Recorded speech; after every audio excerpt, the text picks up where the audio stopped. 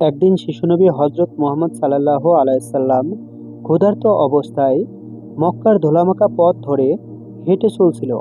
কিছুটা দূরে ছিল আবু জাহেলের খেজুর বাগান।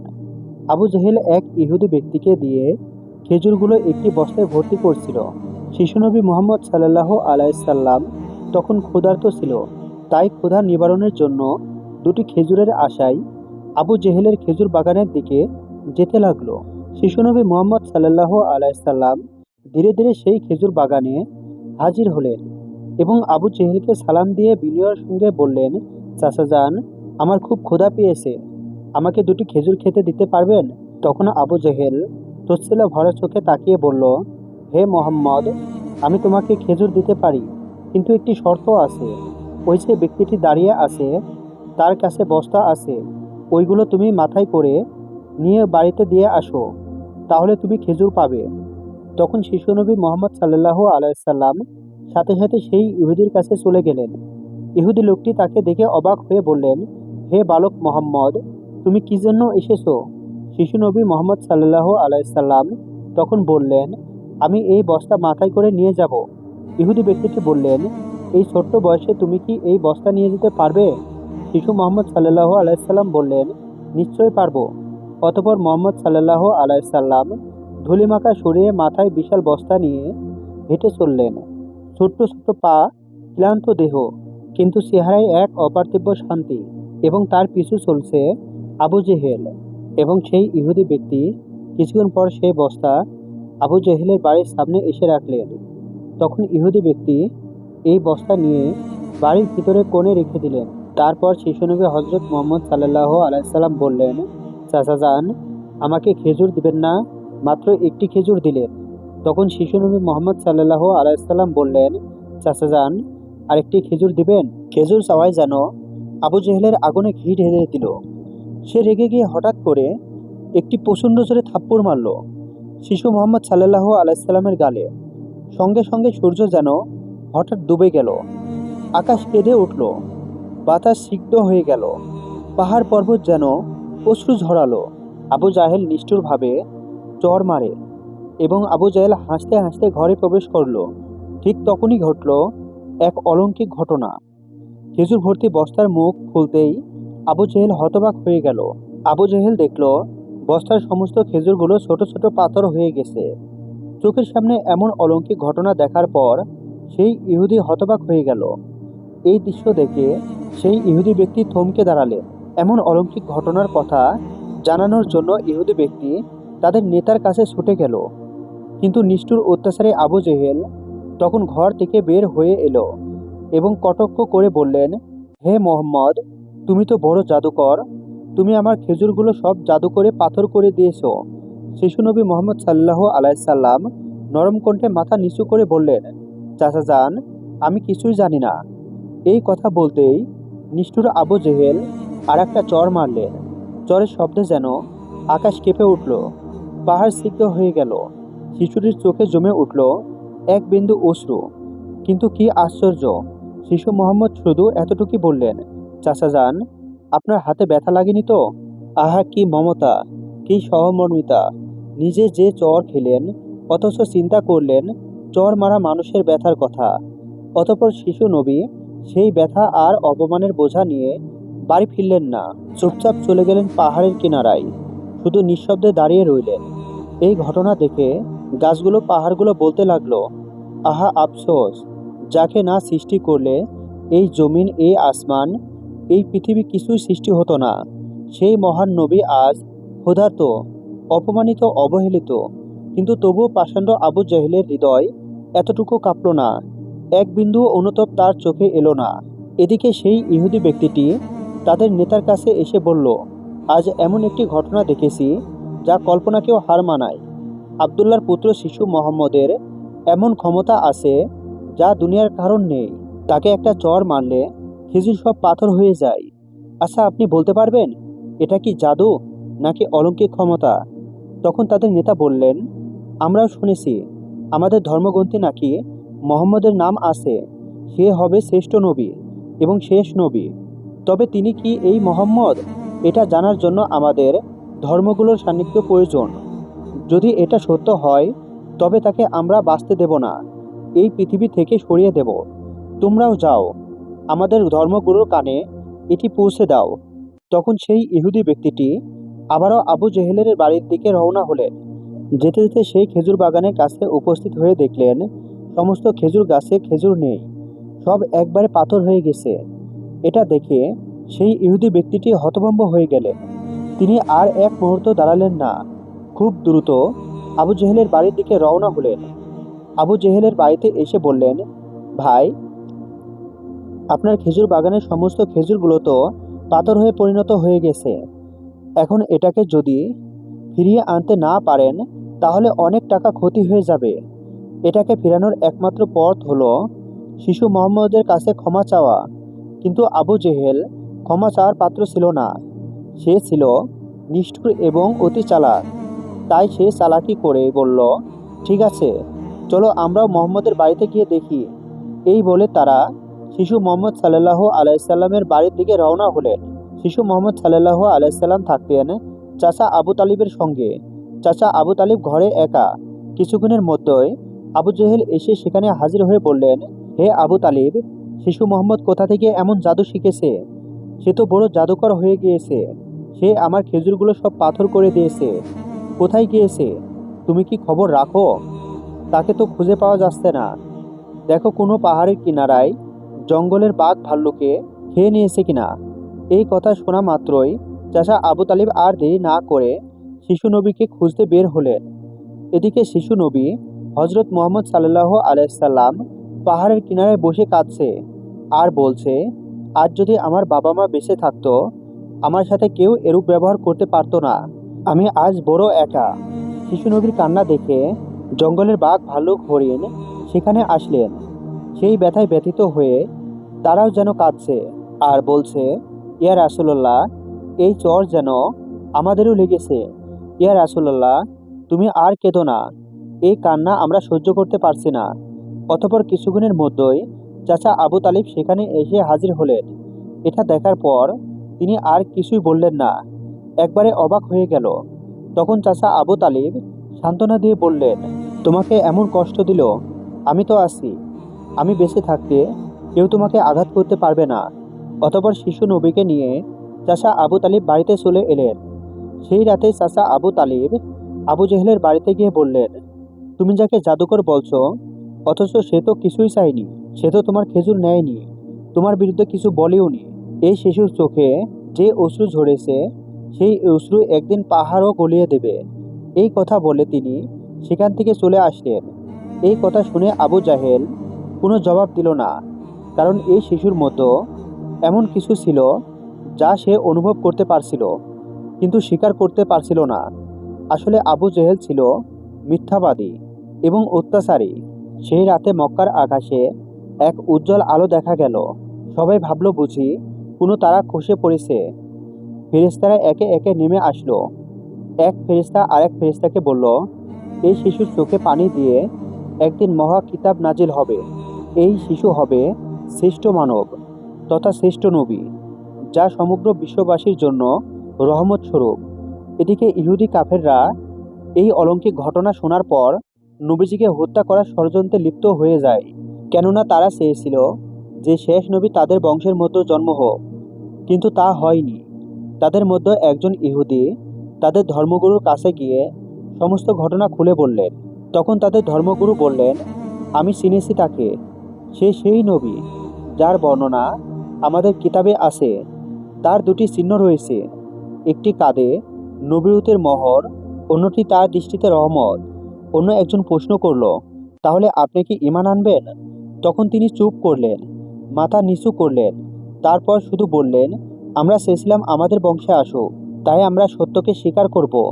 অন্যদিকে প্রতি বছর চাচা আবু তালিব ব্যবসার উদ্দেশ্যে সিরিয়ায় সফর করতেন।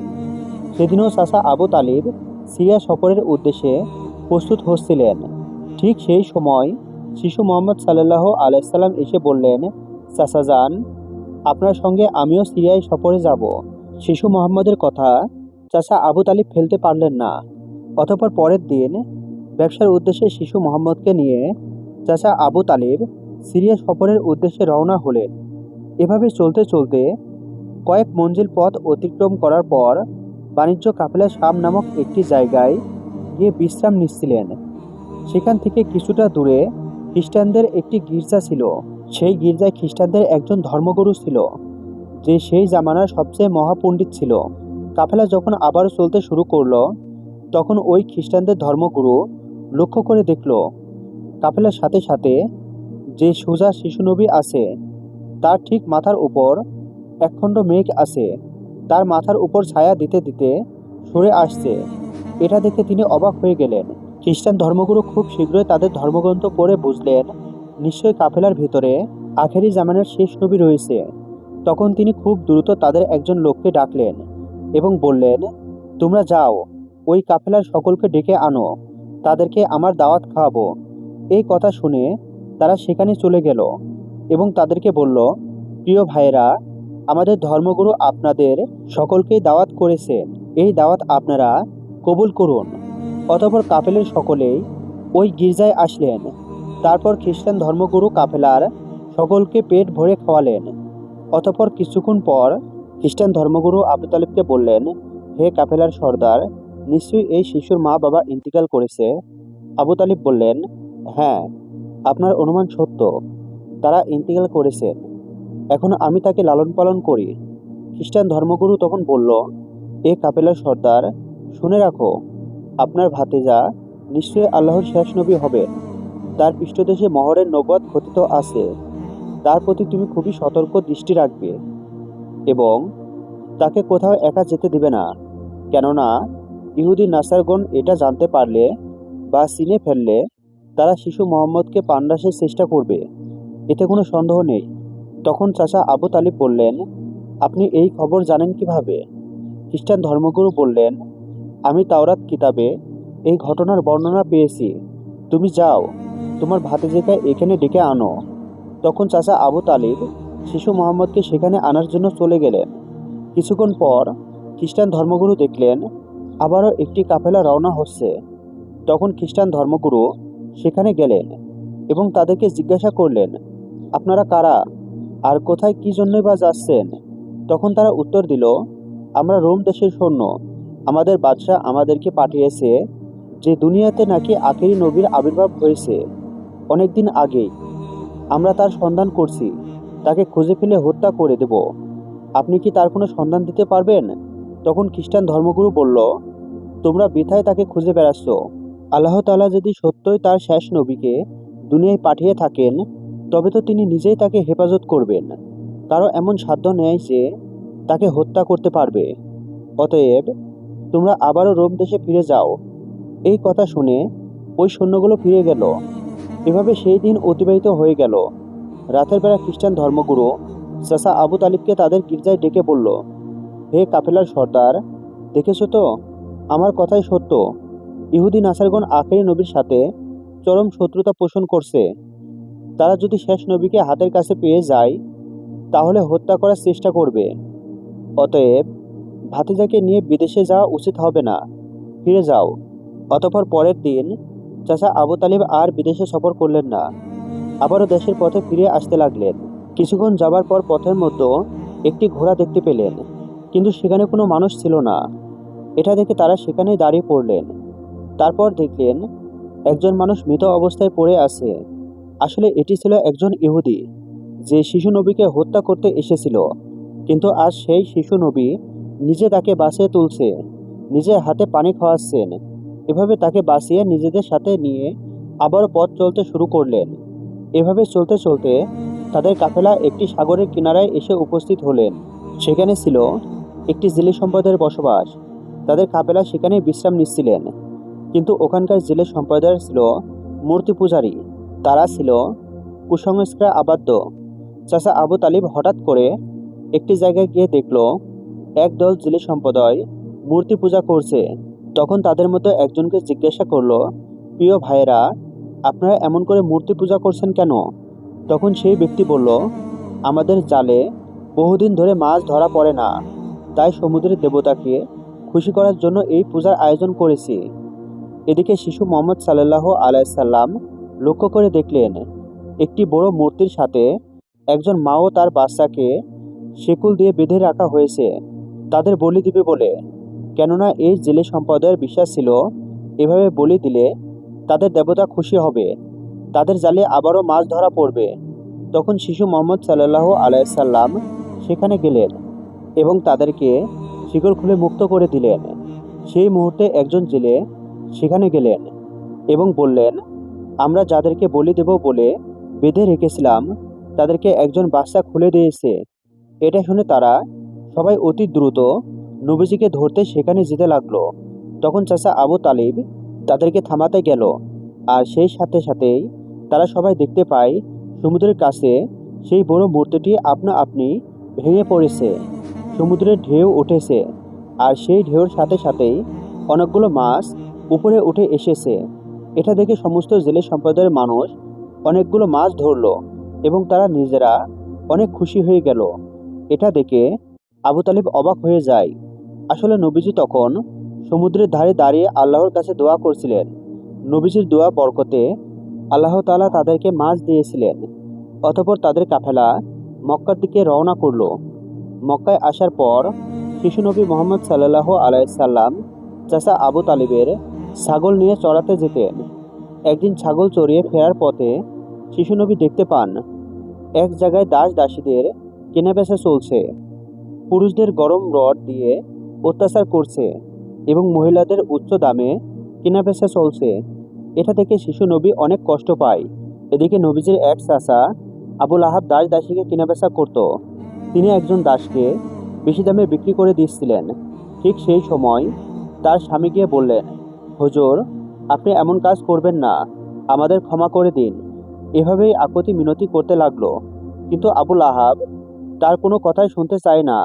ঠিক সেই সময় আমাদের দয়ার নবী সেখানে গিয়ে হাজির হয় এবং চাচা আবুল আহাবকে বলে, আপনি এই মহিলাকে বিক্রি করবেন না।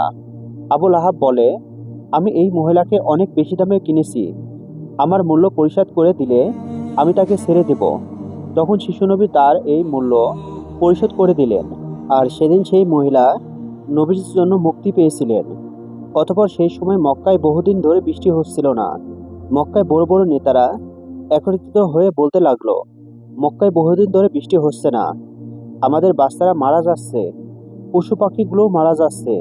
তাই আমরা সবাই মিলে কসম করছি যে আমরা সবাই কাবার কাছে আসব এবং সেখানে গিয়ে বৃষ্টি চাইব। যতক্ষণ না বৃষ্টি আসে ততক্ষণ আমরা সেখান থেকে আসব না। এই কথা বলার পর সবাই একে একে কাবার দিকে যেতে লাগলো। সেখানে চাচা আবু তালিবও যাবে। ঠিক এমন সময় শিশু মোহাম্মদ সাল্লাল্লাহু আলাইহি সাল্লাম চাচা আবু তালিবকে জিজ্ঞাসা করলেন, চাচা যান, আপনি কোথায় যাচ্ছেন? চাচা আবু তালিব বললেন, হে মোহাম্মদ, মক্কায় বহুদিন ধরে বৃষ্টি হচ্ছে না, একে একে সবাই মারা যাচ্ছে, তাই বৃষ্টির জন্য সবাই কাবার কাছে যাচ্ছি। তখন শিশু নবী বললেন, চাচা যান, আপনি আমাকে সাথে নিয়ে চলেন। তখন চাচা আবু তালিব বললেন, হে মোহাম্মদ, তুমি এখন ছোট, সেখানে মক্কার বড় বড় নেতারা থাকবে, আমি যদি তোমাকে নিয়ে যাই তাহলে সকালে আমাকে অপমান করবে। তখন শিশুনবী বললেন, চাচা যান, আপনি আমাকে সাথে নিয়ে চলেন, তারা যদি আমাকে সেখানে থাকতে না দেয় তাহলে আমি চলে আসব। শিশুনবীর মুখে এমন কথা শোনার পর চাচা আবু তালিব তার কথা ফেলতে পারলেন না। আসলে তিনি তাকে খুবই ভালোবাসতেন, তাই তিনি তাকে সাথে নিয়েই কাবার দিকে রওনা হলেন। কিছুক্ষণ পর তারা কাবার কাছে গিয়ে হাজির হলেন। দেখলেন কাবা ঘরের কাছে বড় বড় নেতারা হাজির হয়েছে, আশেপাশের পুরুষ মহিলা সবাই হাজির হয়েছে, কেননা তারা শপথ নিয়েছে বৃষ্টি না আসা পর্যন্ত কাবা ঘর আঁকড়ে ধরে রাখবে। মক্কার বড় বড় নেতারা বলতে লাগলো, হে আবু তালেব, তুমি কি জানো না আমরা এখানে শপথ করে এসেছি? তুমি এই শিশুটিকে কেন নিয়ে এসেছো? এখানে তো তার কোনো প্রয়োজন নেই। তখন আবু তালিব বললেন, হে মোহাম্মদ, তুমি পিছনের দিকে চলে যাও। এই কথা শুনে শিশু মোহাম্মদ পিছনের দিকে চলে গেলেন। অতঃপর মক্কার বড় বড় নেতারা একসাথে বলতে লাগলো, হে কাবাগরের শ্রেষ্টা, আমাদের পানির ব্যবস্থা করে দিন, আমরা আর পারছি না। এভাবে বলতে বলতে সারাদিন কেটে গেল, কিন্তু একটুও বৃষ্টি হলো না। সকাল গড়িয়ে দুপুর হয়ে গেল, বৃষ্টি এলো না। এদিকে কাবাঘরও গরম হতে শুরু করলো। এর মাঝে তিনজন গরম সহ্য করতে না পেরে গরমে অজ্ঞান হয়ে গেল। কিছু লোক তাদেরকে নিয়ে এক জায়গায় চিকিৎসার ব্যবস্থা করলেন। এদিকে একজন আবু তালেবের পিছনে আঁকড়ে ধরলেন। চাচা আবু তালেব তখন পিছন ফিরে দেখলেন শিশু মোহাম্মদ সেখানে দাঁড়িয়ে আছে। অত্যন্ত রেগে গেলেন এবং বললেন, হে মোহাম্মদ, তুমি এখানে কেন এসেছো? তখন মোহাম্মদ বললেন, চাচা যান, আমাকে আসতে দিন। আমি আসলেই মহান আল্লাহ তাআলা পানি বর্ষণ করবেন। তখন চাচা আবু তালিব বললেন, এখানে এতগুলো মক্কার বড় বড় নেতা আছে, তারা সবাই পানি চাইছে, কিছু হচ্ছে না। আর তুমি এখন এই শিশু বয়সে কি করবে? তুমি চাইলে পানি হবে? এটা অসম্ভব। তুমি পিছনের দিকে চলে যাও। এই কথা শুনে শিশু নবী আবারও পিছনের দিকে চলে আসলেন। এদিকে পুনরায় তারা একসাথে বলতে লাগলো, হে কাবাগরের স্রষ্টা, আপনি আমাদের পানির ব্যবস্থা করে দিন। কিন্তু কোনো মতে বৃষ্টি হলো না। তখন সবাই ক্লান্ত হয়ে এক জায়গায় বিশ্রাম নিচ্ছিলেন। চাচা আবু তালেব পিছনে লক্ষ্য করে দেখলেন আবারও শিশু নবী সেখানে হাজির। তিনি অত্যন্ত রেগে গিয়ে বললেন, হে মোহাম্মদ, তুমি আবারও কেন এসেছো? শিশু মোহাম্মদ বললেন, চাচা যান, আমি তো আপনার ঘাম মোছাতে এসেছি। এই কথা শুনে চাচা আবু তালেব নবীজির ওপর প্রচণ্ড মায়া লাগলো এবং তাকে জড়িয়ে ধরলেন। তখন শিশু মোহাম্মদ আবারও বললেন, চাচা যান, আমাকে একটিবার কাবা ঘরের কাছে যেতে দিন। আমি গেলে আল্লাহ তাআলা পানি বর্ষণ করবেন। যেখানে থাকা মক্কার নেতাদের মতো একজন কথাটি শুনতে পেল। শিশু মোহাম্মদ চিৎকার করে বলতে লাগলো, হে মক্কার মানুষেরা, চেয়ে দেখো, পানি চলে এসেছে। সেখানে থাকা সমস্ত লোকেরা অবাক হয়ে বলতে লাগলো, কোথায় পানি এসেছে? এখানে তো আমরা সবাই গর্বে মারা যাচ্ছি, আর তুমি বলছো পানি চলে এসেছে? তাদের মধ্য থেকে একজন বলল, হে মোহাম্মদ, তুমি এগিয়ে যাও। কিন্তু অন্য নেতারা বলল, আমাদের মতো বড় বড় নেতা থাকতে যদি এই শিশু মোহাম্মদ সামনে চলে যায়, তাহলে আমাদের মান সম্মান সব চলে যাবে। অতঃপর অনেক আলোচনার পর শিশু মোহাম্মদকে কাবাঘরের সামনে যাবার অনুমতি দেওয়া হলো। শিশু মোহাম্মদ সাল্লাল্লাহু আলাইহি সাল্লাম যখন কাবাঘরের কাছে গিয়ে আকাশের দিকে মুখ তুললেন এবং আল্লাহর কাছে দোয়া চাইলেন, সঙ্গে সঙ্গে মক্কার বুকে মুষলধারে বৃষ্টিপাত শুরু হলো। দেখতে দেখতে মক্কার চারিদিকে বৃষ্টিতে পরিপূর্ণ হয়ে যায়। এটা দেখে মক্কার মানুষরা খুবই খুশি হয়ে যায় এবং বৃষ্টিতে ভিজতে ভিজতে যে যার মতো বাড়ি চলে যায়। প্রিয় দর্শক, একবার ভেবে দেখুন, এই কাহিনীটি শুধু ইতিহাস নয়, এটা ভালোবাসা, কষ্ট আর তাওয়াক্কার এক জীবন্ত নিদর্শন। আমাদের দয়ার নবী, রহমতের নবী কতই না কষ্ট পেয়েছেন। তিনি এত কষ্ট সহ্য করেও কাউকে অভিশাপ দেননি, শুধু দোয়া করেছিলেন, হে আমার রব, আমার উম্মতকে মাফ করে দাও। তারা জানে না আমি কে। এই সেই নবী যার ভালোবাসা ছাড়া জান্নাতের দরজা খুলবে না। যেই নবী সৃষ্টি না হলে পৃথিবীর সৃষ্টি হতো না। যেই নবীর দুঃখতে পাহাড় কাঁদে, পর্বত কাঁদে, পশু পাখিগুলো কাঁদে। আমরা মানব জাতি হয়ে তার জন্য কতটুকু কাঁদি, তার জন্য কতটুকু পালন করি। একবার ভেবে দেখুন তো প্রিয় দর্শক। আসুন আমরা সকলেই দোয়া করি, মহান আল্লাহ তাআলা যেন আমাদের সকলকে সেই দয়ার নবীর ওসিলায় মাফ করে দেন। আল্লাহ তাআলা আমাদের সকলের দোয়া কবুল করুক। আমিন।